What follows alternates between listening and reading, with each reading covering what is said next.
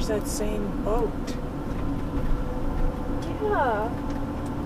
The same weird thing. What do we call it? Weird? I don't know. Torpedo. Submarine. No, that's the silver ones. Torpedo. Alright, so we are coming into the town of Jackson, Wyoming. I am on the hunt for the visitor center. We're gonna drive through the downtown here and get a little look at this cool little westerny, old-timey kind of downtown. And then we're gonna head over to the visitor center. I heard that there is a water bottle refilling station there, so I should be able to get a 1-gallon jug there, underneath there, and refill my tank. But very cool area. I love when I come into towns and I see lots of vans and RVs, and I feel like I'm with my people here. Your destination is on the right. What do I see about this parking situation here?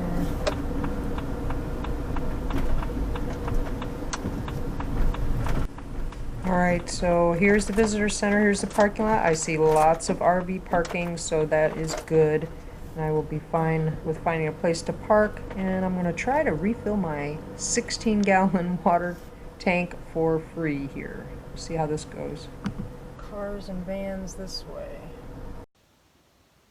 Alright, so I think I'm going to be successful at getting free water here at the visitor center. I'm going to show you just real quick how I fill up my water. If you haven't seen this before, I take out my sink, and then down in here where my 16-gallon water holding tank is, I have this plug here, and then I have a funnel that I keep down there. And I don't know if I can see down in my water tank to see how low it is. Oh yeah, kind of. It is way down there. So I'll probably need 12 to 14 gallons. I'm going to take these 1-gallon jugs and 2 at a time into the visitor center and fill up my water tank.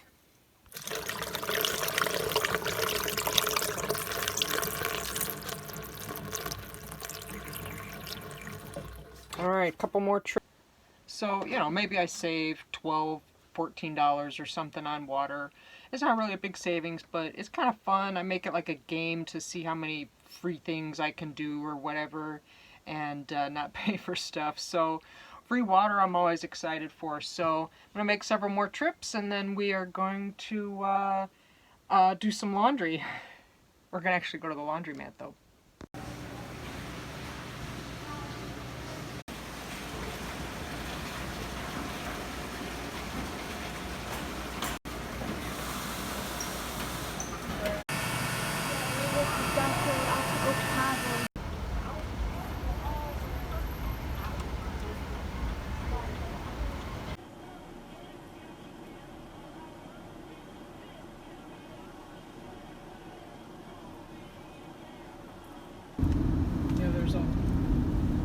There's the sign for the Grand Tetons National Park. There they are. We're just starting to see a glimpse of them. We're just to the south. Holy cow, look at this road. Major washboard road. We're on our way to find our free camping spot.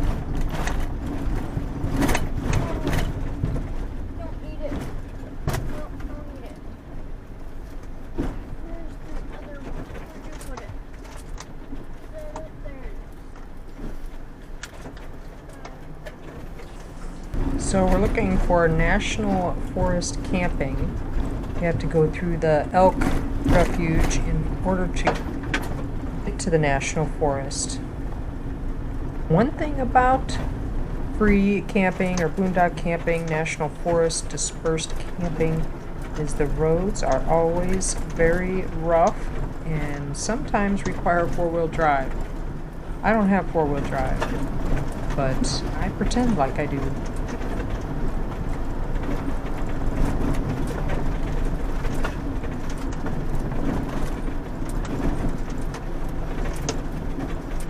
Okay, overnight vehicle camping allowed only in designated sites for the next 9 miles.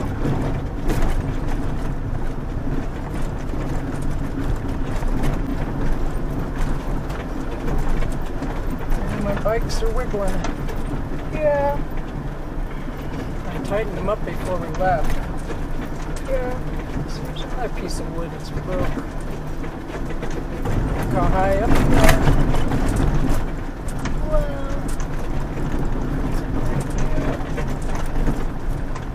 There's wood all over. National Forest. Quarter mile. Yeah.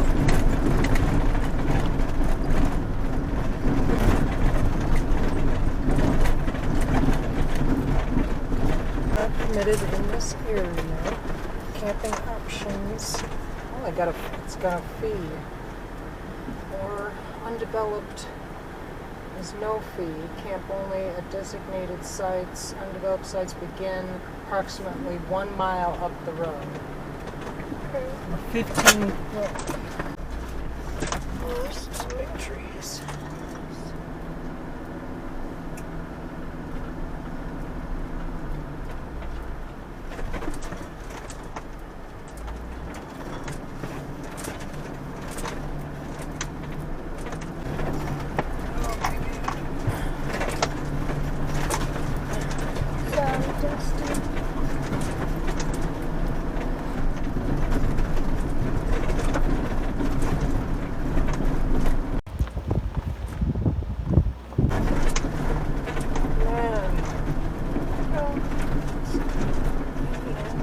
Oh my goodness. Yeah. Oh no.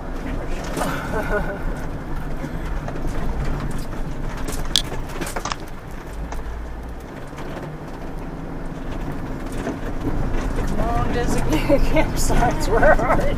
I know I haven't got a mile yet. It's still 3/10 of a mile left. And there better be something up here. Maybe.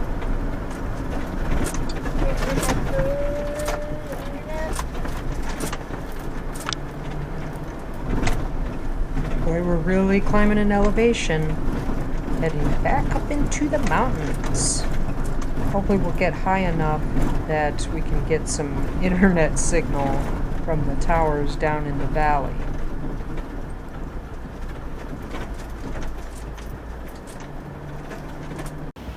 Ooh, look at the view up here. We're still trying to find our free camping spot.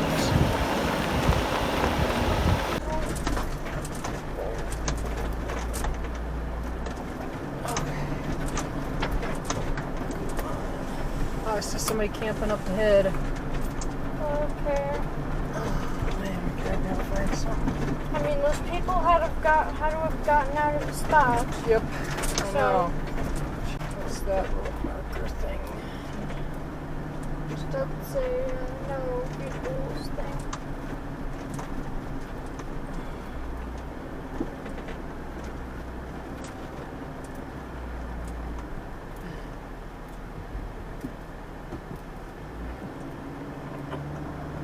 Woo-wee.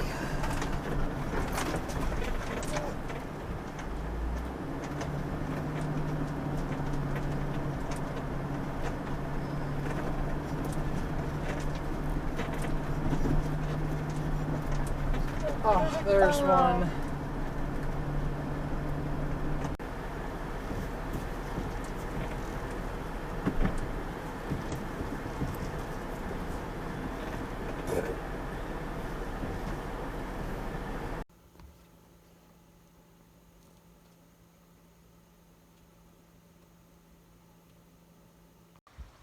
Woohoo! Look at the view we have. All right, we found our next free camping spot and we have the view of the mountains again.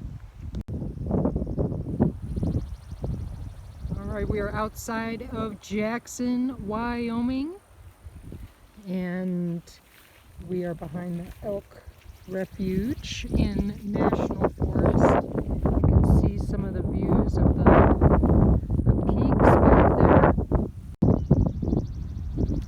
Currently 77 degrees, supposed to get 80. We're again at about 7,500 feet in elevation. And there's the Curtis Campground, which is a pay primitive kind of campground. And they are $15 a night. I figured that was pretty much full. I could see quite a few people. I'm not going to stay there. I don't need that. So we are at the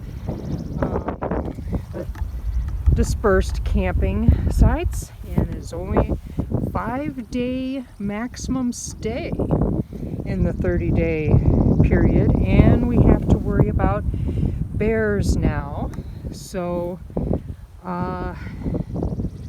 you know, the dog food won't be outside. The dog won't be able to just be outside maybe for long periods. Have to do some other precautions, but good thing is we have internet this time. Yeah, the good thing is we have the internet this time. I picked this site because I got this app that shows where the cell phone towers are, and my other spot that I had picked out I could tell was not going to have internet, and I'm behind, so I need to upload a bunch of videos for you guys. Only got a couple bars way up here but of service, but it should be better than nothing, and get some work done and enjoy the view, and we'll take it from there. I'm not sure if we'll stay the full 5 days or not. We'd like to kind of ride our bike, but it looks like the trails are pretty rugged and stuff, and I'm not sure if I want to ride my bike in bear country on the woods and trails. But here was another little fire thing. I'm not sure if it's actually a designated spot though. But you can see there's no ATVs and stuff beyond these borders. I have one person here next to me. I'm not sure if they're just walking on the trail, or if they're camping. I didn't go all the way up the hill, all the way up the road, because it's super rough. And campsite number 1 was taken. Those people behind me are on 2, and I have 3. And actually right here is number 4. And the road going up is just right here, and I can hear somebody. I saw quite a bit of traffic, so I thought I'm just going to take the ones at the beginning. I know I have internet service. We got a pretty decent view, and